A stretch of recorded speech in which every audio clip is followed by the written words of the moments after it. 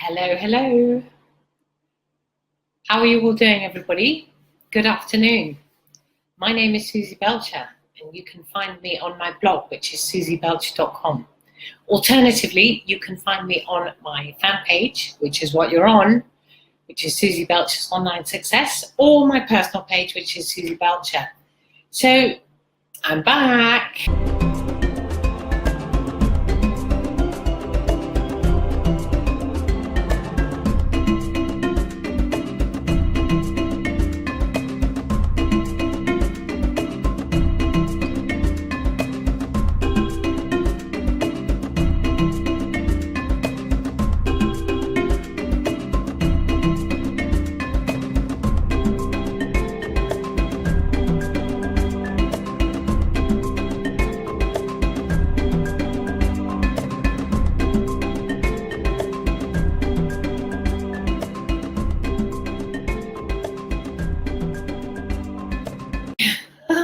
And we start all over again.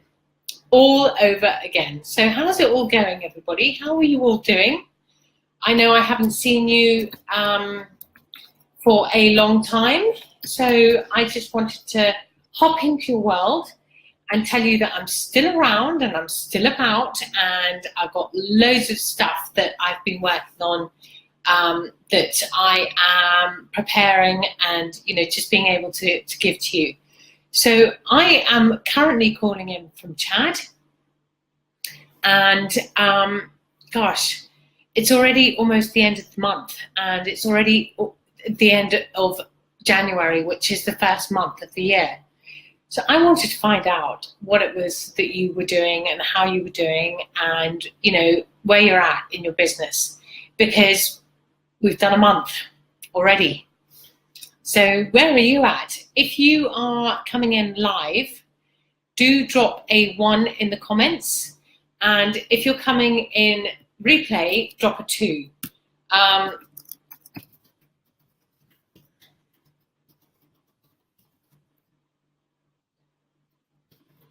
Yeah, so it'd be great to see you and to give you a shout out, because I will go back and I will give you a bit of a shout out if you drop a 1 and tell me who you are and where you're coming from.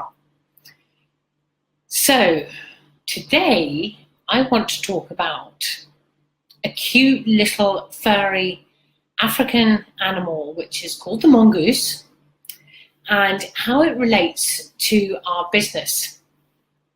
So I'm sure a lot of you have seen documentaries and things like that with regards to these cute little mongooses. Now, here's a question, because I don't know it either. Do you call a number of mongooses, do you call them mongoose or mongooses, or just mongoose? A clan or a clan of mongoose, or how do you call them? Is it geese or gooses or goose or gooses or geese? So just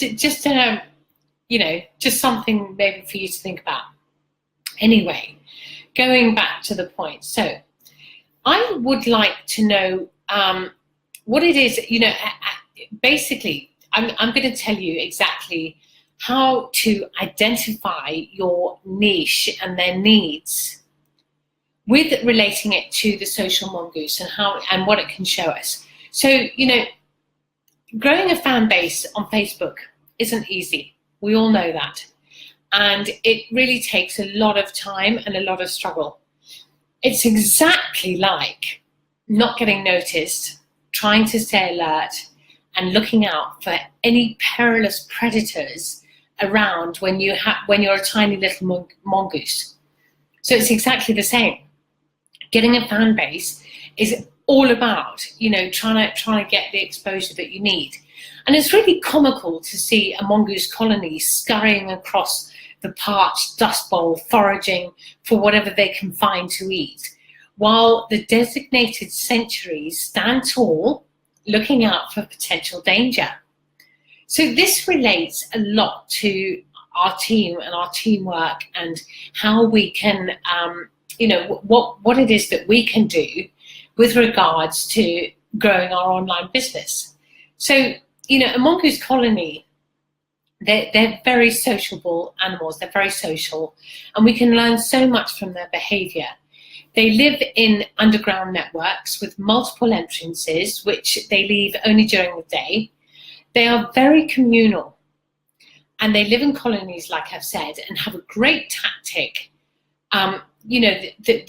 That they have these sentries that they look at while other members are foraging or playing in order to warn them of approaching danger. So when a predator is spotted, the mongoose performing the sentry will give a warning. And that's what we really do in our businesses. So how does it relate? Well, you look at the colonies that we have within our businesses. I am in, an online business, my primary business. It is a colony because that is one single anthill, if you were. And in that single anthill, there are many little avenues and many little ways that you can run about, scurrying about, trying to do your business. We do have sentries. Those sentries are our leaders. And, the leaders are the ones that often have the information before we do. They know where to look. They have lots of people working for them. They know exactly what's trending. They can see the movements. So this is how it really relates to the mongoose situation, because those sentries, we need to be looking to them so that they give us the pre-warning signs that we need to be looking out for, so that we can protect our team or our colony, and we can grow that colony then. If the colony is not protected, what happens is, really, well, think about it for a second. When we have our teams, we need to keep them engaged, we need to keep them interested, we need to keep them active, and we need to keep them safe. When we don't, we lose them to someone else who's waiting in the wings. Isn't that true? I mean, it's amazing. So it's the same with the mongoose. If they're not aware, if they're not alert, if they're not consciously aware, and they've got somebody who's got their back, right, then what's going to happen? That bird of prey is going to come down and it's just going to take one of them out, thus depleting the colony. Okay? So nowadays, if you want to grow a really high quality, engaged fan base, you'll need to plan and execute really well. So how do you do this? What are the steps for making it happen? Well, basically, online success is essentially defined by your niche and your niche market. So knowing what separates you and your brand and your product from your competition is the Kickstarter to growing your business. It really is the Kickstarter. So just like mongoose clans all over the vast, open, vulnerable plains of Africa, they know the dangers, and they also know the successes that keep their colonies growing. So whether you're trying to grow your online business or you're still rooting around for an idea that's perfect, defining your niche market is essential for growing a customer base. It really is. And one of the reasons, one of the things is, this specialization is at the heart of kickstarting a sustainable, successful, scalable business. Whether you're trying to get your online business off the ground, or whether you're still looking at the perfect idea, carving your unique niche for your business is the key to growing your customer base. It really is. So specializing doesn't really mean understanding your strengths either. It means understanding who your customers are and how your business can better serve them. So just like the sentries that are looking out, they are absolutely completely alert with regards to what is going to serve the colony better. So you need to be able to connect with your audience. Like these little mongoose, they're connecting all the time. They're making noises all the time. And you need to connect with your audience on a personal level so that you can really focus on turning them into a team of dedicated followers who will push your business forward. Because you've got to remember, guys, if we don't have a team, we don't have a business. At the end of the day, they are the foundation to our success. Our team is the foundation to everything that we've struggled so hard to build right now. So once you've discovered your niche and won over your core audience, you'll be able to redirect your efforts towards reaching wider audiences and growing your business. So I've got a few tips and tricks here that I use myself, and I hope it really helps you. So identifying with your best customers, you can't please everyone. And the truth is, your best efforts at reaching a target audience should be spent on people with similar interests and tastes as your best customers, and as yourself and your best customers. Okay, this is especially true when you look closely and start noticing a few things that these people have in common. So, for example, if you are in health and wellness, you talk about, you talk subtly about, what products you're using, or how much weight you've lost, or whatever it is. These you start to notice a common bond and a common border. And the good thing about creating a brand identity is that your image will appeal to customers and could even secure some referrals from friends and similar style people who have the same ethos. So number 2 is narrow down your audience to one person. What? I hear you say. That may seem counterintuitive, and you might think it is. But when it comes to targeting an audience, the one thing that we need to have is our avatar, gravatar, or business persona. Okay, that's named a number of things. These images, these fictitious people that we create in our minds, represent the thoughts and the options of your best customer. They are the ones that you need to be talking. It is the one that you need to be talking to. So you're not talking to 2 billion people. You're talking to one person who can absolutely relate with you because they are like you. You've created them. So make your brand about them. Since anyone who would agree with them is more likely to be interested in listening to what you have to offer. This is a really key point, everybody. We might think that we've got 500 people watching us, but we need to be focused on actually just narrowing your audience down to and focusing on that one person. Make sense? So tip number 3 is what separates you from your competition. Okay, so perfect example. The mongoose have such a heck of a time with all the elements.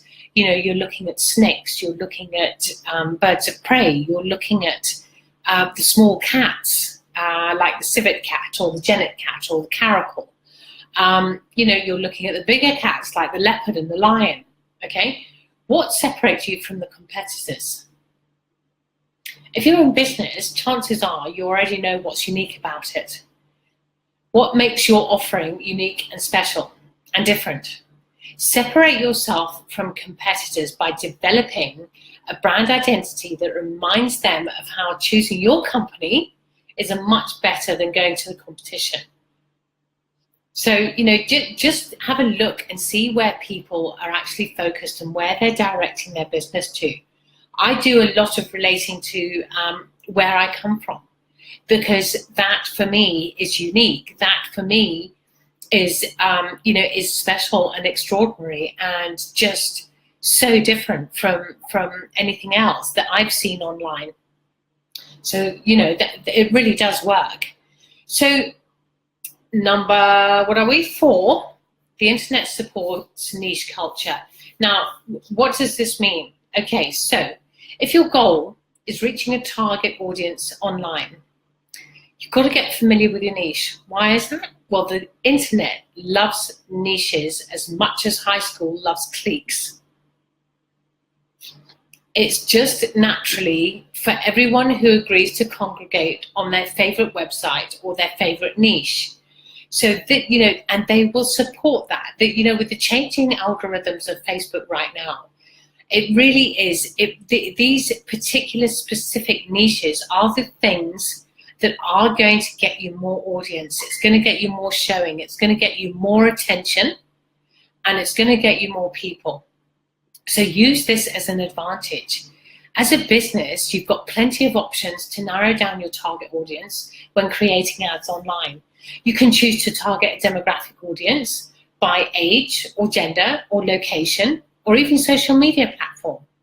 But in addition, any and all content you produce can be tailored to speak to the needs or interests of that particular niche. Buyers have problems. You have the solution. So what problems do your products and services solve? There you go. That's what you need to look at for identifying your niche and the needs of your niche. The last aspect of an effective brand identity focuses on the problem. The most effective way to make a connection with your customer is to solve problems. We all know this. This is page 1 on the book, day 1 of entering an online business. That's what you're told. Be the problem solver. Make problems your business. So the most effective way to make a connection with your customer is to solve their problems. Adapt a brand identity so that your company clearly provides a solution to your customers' problems, and watch as offerings begin to sell themselves. And it really does. It really absolutely does. So a few tricks here, secrets to success. Woohoo! So uncovering and creating a strategy for an undiscovered niche market is a recipe for success. Uncovering and creating a strategy for an undiscovered niche market is a recipe for success. Developing a vision for your ideal customer that everyone wants to be a part of motivates your audience and takes ownership of that identity. So good niche markets, marketing gets people excited, makes them feel like they're participating in something